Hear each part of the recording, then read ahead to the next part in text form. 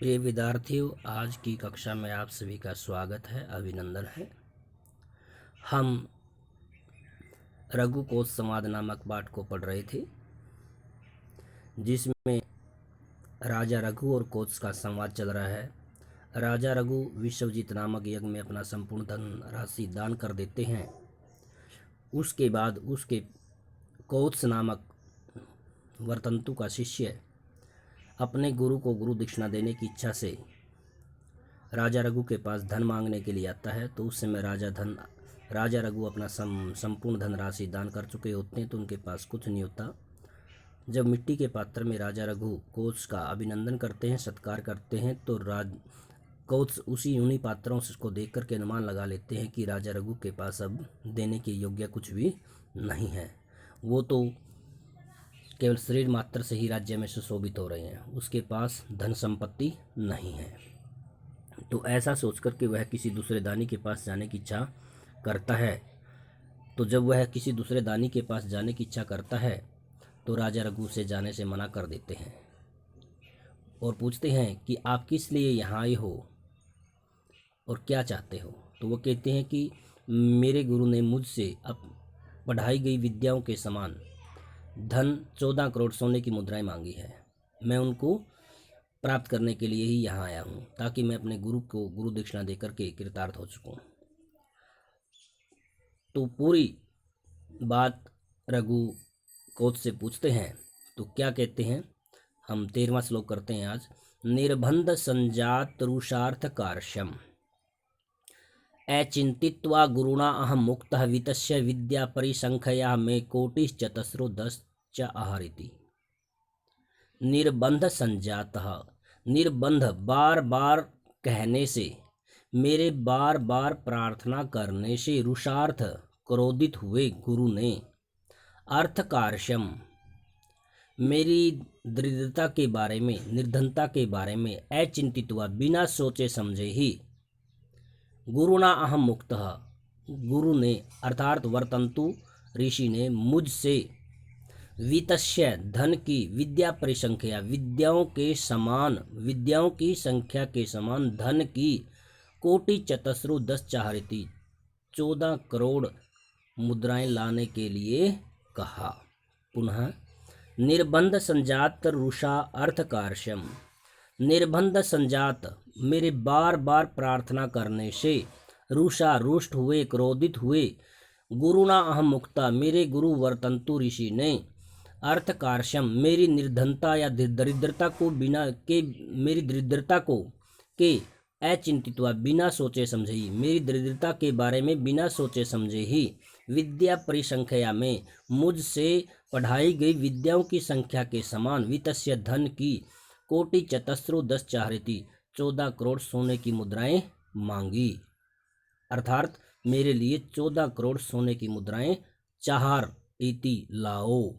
कोटि करोड़ चतस्र 4 10 10 प्लस 4 14 करोड़ सोने की मुद्राएं लाओ।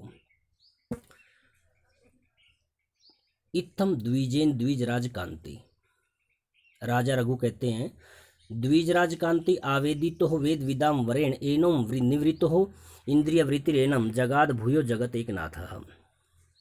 द्विजराज कांति चंद्रमा के समान चमक वाले, एनो निवृत्ते इंद्रिय वृत्तिरेनम अपनी संपूर्ण इंद्रियों को, समस्त इंद्रियों को नियंत्रित करने वाले, जगत एक नाथ समस्त संसार के स्वामी राजा रघु को, वेद विदाम वेद आदि शास्त्रों में वरेण श्रेष्ठ, द्विजैन ब्राह्मण कोश ने, इत्थम आवेदितम इस प्रकार आवेदन किया, निवेदन किया, भूयो जगाद उसके बाद राजा ने कहा। द्विजराज कांति चंद्रमा के समान चमक वाले, तेजस्वी, अपनी समस्त इंद्रियों को नियंत्रित करने वाले, वेद आदि शास्त्रों में श्रेष्ठ, ब्राह्मण कोश ने, जगत एक नाथ संसार के स्वामी राजा रघु को इस प्रकार आवेदितः निवेदन किया। जगद भूयो उसके बाद, जगाद कहा, भूयो उसके बाद राजा ने कोश से कहा।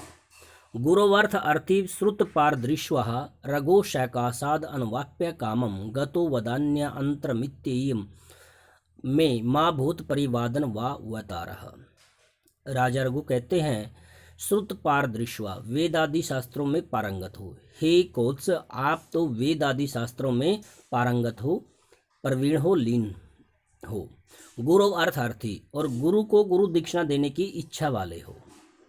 रघु शैकासाद, यदि राजा रघु के समीप से अनवाप्यम, पूरा हुए बिना, कामम इच्छा, यदि आप राजा रघु के पास अपनी इच्छा पूरी किए बिना, वदान्य अंतरम, किसी दूसरे दानी के पास, गतो, चले गए, इति अयम में, तो यह मेरी, भूत परिवादन वावतारा, तो यह मेरी निंदा का पहला अवसर होगा। इससे पहले मेरी कभी भी ऐसे निंदा नहीं हुई, ऐसी कभी भी दशा नहीं हुई, इसीलिए आप किसी दूसरे के पास मत जाएं।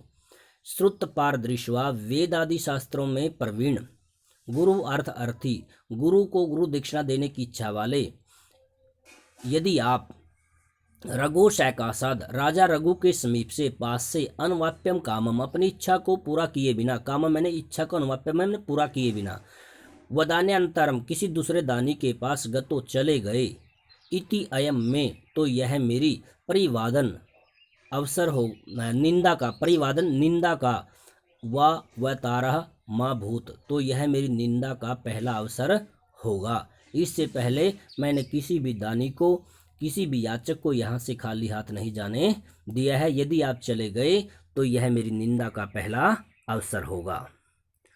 तो राजा रघु कहता है कि हे कोत्स, तुम मदीये, मेरी, प्रशस्ते महिते, प्रशस्ते महिते, महिते मैंने पवित्र, प्रशस्ते मैंने सुंदर, अग्न्यगारे, अग्निशाला में, चतुर्थो अग्नि, चौथी अग्नि के समान, वसन रहते हुए, द्वित्राणी अहानी अर्हसी सोढ़ुम अर्हन, 2-3 दिन रहो।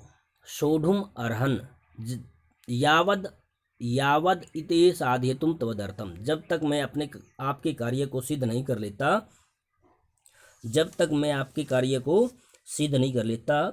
हे आदरणीय कोत्स, तुम मेरी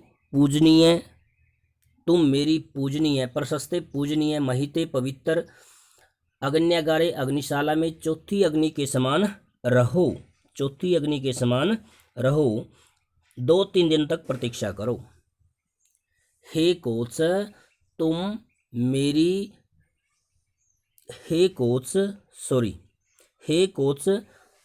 तुम मदीये, मेरी, प्रशस्ते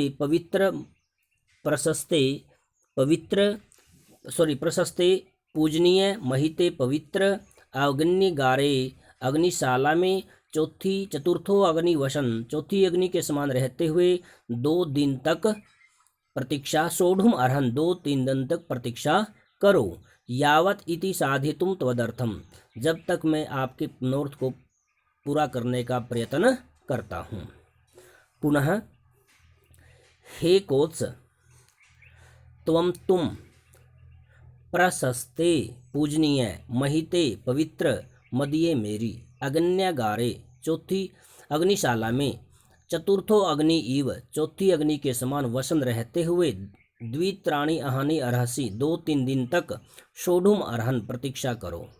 तुम मेरी पूजनीय पवित्र अग्निशाला में, चौथी अग्नि के समान, 2-3 दिन तक रहते हुए प्रतीक्षा करो। यावद इति साध्यतुम तवदर्थम, तब तक मैं आपके प्रयोजन को सिद्ध करने का प्रयत्न करता हूँ। प्रिय विद्यार्थियों, आज तक इतना ही है। धन्यवाद। आप सभी ने इन श्लोकों को अच्छे ढंग से पढ़ना है, लिखना है और समझना है।